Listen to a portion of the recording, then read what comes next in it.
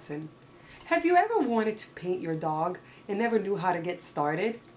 Well, today I want to show you a few simple steps on how to paint a dog. So hopefully with practice you can do the same.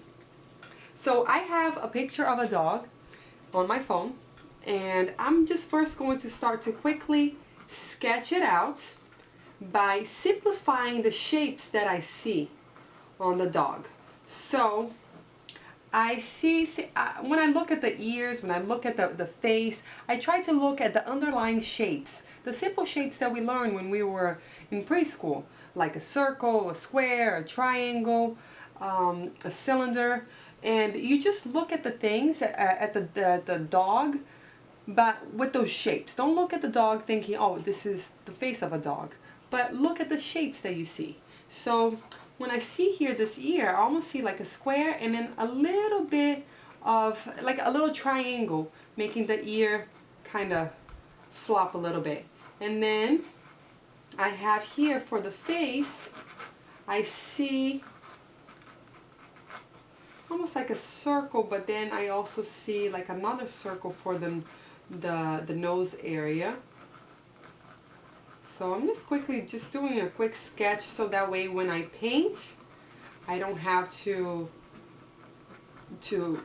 paint over, do it again, because the drawing was not right, the proportions were not right. So you want to first, it's easier to kind of erase with a pencil than having to do it with a paint, although it is still possible to do it with the brush, with the, you know, you can always paint over or erase it as you are painting. It's not like you can't fix your mistakes. So I'm going over here, just kind of going around his face. See his ears here. This one is, I see that it's a little bit rounder than the other.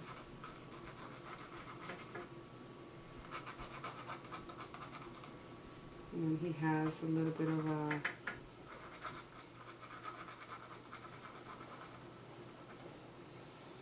okay. And you can also not only draw the shape, the format of the face, but you can also draw shapes that will indicate values. So if you have a hard edge here of a shadow, you can also kind of draw that out just so you know where it will go. Now, I think I am pretty satisfied, and this is just really an idea of placement.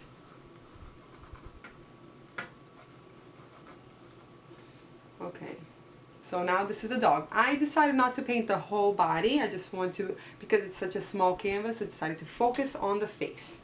All right, now a few tips on brushes. When painting dogs, I personally like to use a brush that is actually old and not very sharp, or not, with no sharp edges, because the old brushes that has like the old bristles, they tend to create texture, you know, which would indicate hair. So I like to use those. And of course I still like to use one nice and sharp brush that has a nice fine point, you know, a nice round brush that, so I can make details, so I can create details. So right now I'm going to pick this brush over here. Where is it? Right here. And it's actually a very simple, non-expensive brush that you can find. This one actually is an angle brush, but it doesn't have to be, because I've painted with all kinds of brushes. I just have been enjoying this brush lately. So this I'm gonna use, and then I also will use, let me see here, where is it? I have a really nice fine brush. Okay, I have this very sharp brush. I love this because I can do the details with it and it will do the job. And for the background though, I'm going to use just a little bit larger brush. This is not the greatest brush either, but it will cover a large space, large area. Now I'm going to choose a very simple background, and you are get creative with your background. Just don't even have to copy mine.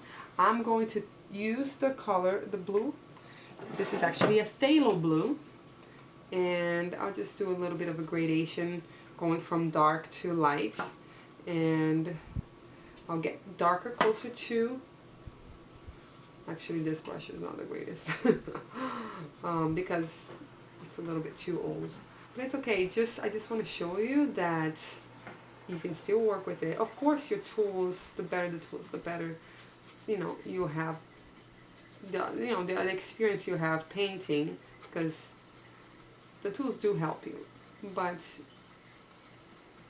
you can make it work. I could have used another one. I have several brushes. Alright, I just want to kind of place that blue color, phthalo blue, around my dog. And then I'm going to get some white, and I'll kind of fade it. I'll go from dark blue to light blue. Very simple background. This is a small canvas. If it was a larger canvas, I would work on the background a little more, create more depth. But because it's such a simple, it's such a tiny canvas, I'll work too hard on it. I'm just going to cover it, put all my attention on the dog. So I'm just going up and down with my strokes. And whenever you do this kind of fading, like, you want to make sure, if you want it to have a smooth feel, you want to make sure that you can have a bunch of little tiny strokes, but then just kind of smooth it out by going one long stroke.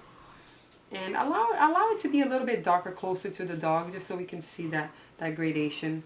And I'm going to get even lighter as I go to my border, like a light blue, as you can see.